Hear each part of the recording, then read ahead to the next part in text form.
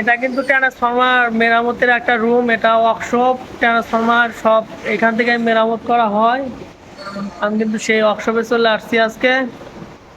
তো এখানে সব ট্রান্সফরমার নিয়ে আসা হয় প্রথমে, নিয়ে আসার পরে এখান থেকে এই ট্রান্সফরমারগুলো খুলে সবকিছু মেরামত করতে হয় এবং অত্যাধুনিক মেশিন দ্বারা ট্রান্সফরমার মেরামত করা হয়। আশা করি আমার এই ভিডিওটা আপনাদের অনেক ভালো লাগবে। দেখুন এখানে অনেক অনেক নষ্ট ট্রান্সফরমার খুলে রাখা হয়েছে। আপনারা দেখছেন কিছু কিছু ট্রান্সফরমার ভালো মেরামত করে রাখা হয়েছে।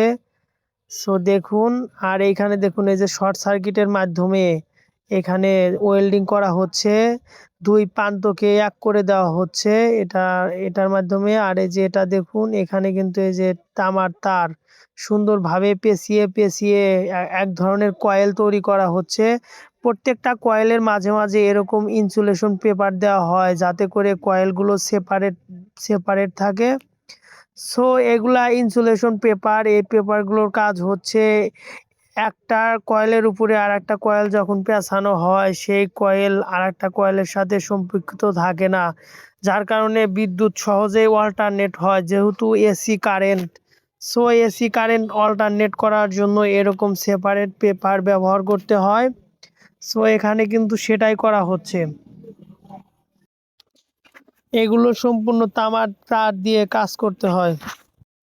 এটা মোটরের মাধ্যমে চলে।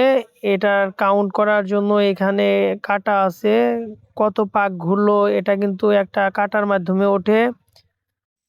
ইনসুলেশন পেপার লাগানোর আগে ওই দেখেন, ওই যে ইনসুলেশন পেপার লাগানোর আগে এরকম কয়েল পেঁচানো হয় আগে, তার উপরে কিন্তু ইনসুলেশন পেপারটা লাগাইতে হয়, যেটা আমি বুঝাইতে চাইতেছি, হয়তো বা বুঝতে পারছেন। দেখুন ওই কয়েলটার কিন্তু অনেক ফাঁকের থেকে তার এসে জমে এখানে। সো এইভাবে আস্তে আস্তে ঘুরাইতে হয় আর কি। এটা মোটরের মাধ্যমে চলে, এটা সুইচ দিলে আস্তে কিংবা জোরে ঘুরে, ওই দেখেন ওই যে ওইখানে ঘুরতেছে।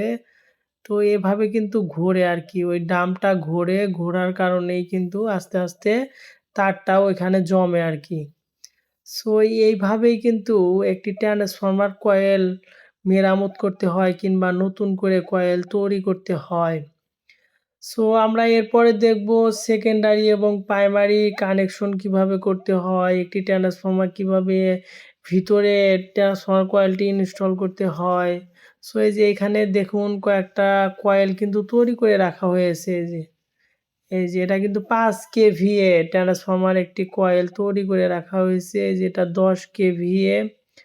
সো এই ট্রান্সফরমার যে মোটা তারগুলো দেখতে পারবেন, এই মোটা তারগুলো কিন্তু সেকেন্ডারি কয়েল। প্রাইমারি কয়েলের তারগুলো কিন্তু চিকন চিকন হয়ে থাকে, কারণ প্রাইমারি কয়েলে আসলে হাই ভোল্টেজ কিংবা এসটি লাইন ইনপুট হয়। সো আউটপুটে যেহেতু বিদ্যুৎ বেশি থাকে, যার কারণে আউটপুটের তারগুলো মোটা থাকে।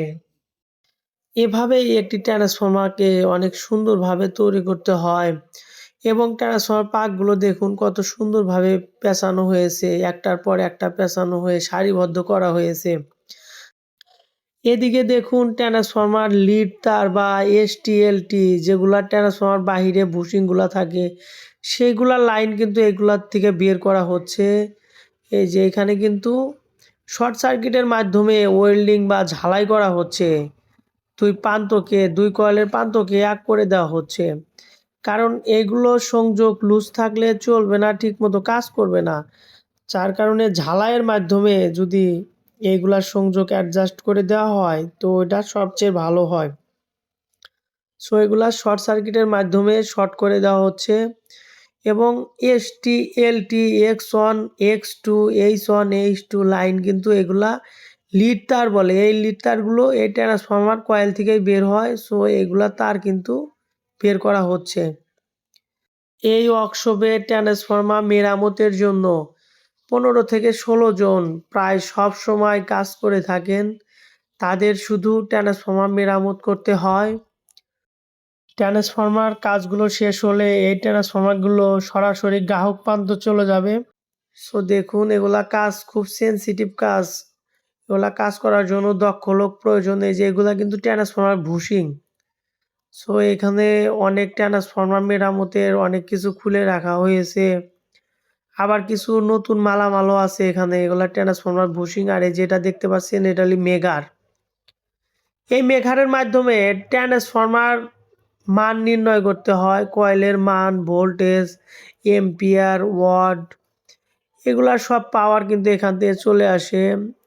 এম্পিয়ার, ওয়াট, পাওয়ার, ভোল্টেজ, অনেক মেশিনের মাধ্যমে কিন্তু পরীক্ষা নিরীক্ষা করা হয় এগুলোর মান। এই যে এখানে ট্রান্সফরমার কয়েলগুলো খোলা হয় আর কি। ট্রান্সফরমার প্রথমে নিয়ে আসার পরে এই কয়েলগুলো খোলা হয় এখানে, এটা বাইরের সাইড এটা। তো এখানে আগে খোলা হয় আর কি। যে এখানে দেখুন নতুন তার নিয়ে আসা হয়েছে। আর এই যে এখানে কিছু ট্রান্সফরমার ভালো আছে, কিছু ট্রান্সফরমার খুলে রাখা হয়েছে একদম, দেখতেছেন। একটা ওয়ার্কশপে কিন্তু অনেক কাজ থাকে, একটা ওয়ার্কশপে অনেক কাজ থাকে। ট্রান্সফরমার মেরামত ওয়ার্কশপে অনেকগুলো ধাপ থাকে আর কি। এই ধাপের মাধ্যমেই একটা সম্পূর্ণ কাজ করা হয়। যে এখানে দেখছেন 3 ফেজ ট্রান্সফরমার, এটা 300 কেভিএ 3 ফেজ ট্রান্সফরমার। সো এই যে দেখতে পাচ্ছেন 3টা ফেজ, এই 3টা ফেজই কিন্তু এসটি লাইন ঢুকবে। এই 3টা ফেজের মাধ্যমে যে পাক দেওয়া আছে, এই যে এই 3টা কিন্তু এসটি লাইন ঢুকবে। এসটি লাইন ঢোকার জন্য কিন্তু এই যে 3টা ফেজ তৈরি করে রাখা হয়েছে। নিচের কয়েল থেকে লিড তার উঠে উপরে ওঠা হয়েছে, এটা কিন্তু ট্রান্সফার বুশিংয়ে ঢুকবে। আর এই যেটা দেখতে পাচ্ছেন এটা নিউট্রাল। আর এই যে এটা একটা ফেজ, এলটি ফেজ। আর ওই যে পরে দুইটা আছে, এই দুটা এলটি ফেজ। আজকের ভিডিওটা এই পর্যন্তই। যদি ভালো লেগে থাকে অবশ্যই লাইক, কমেন্ট, শেয়ার করে দিবেন।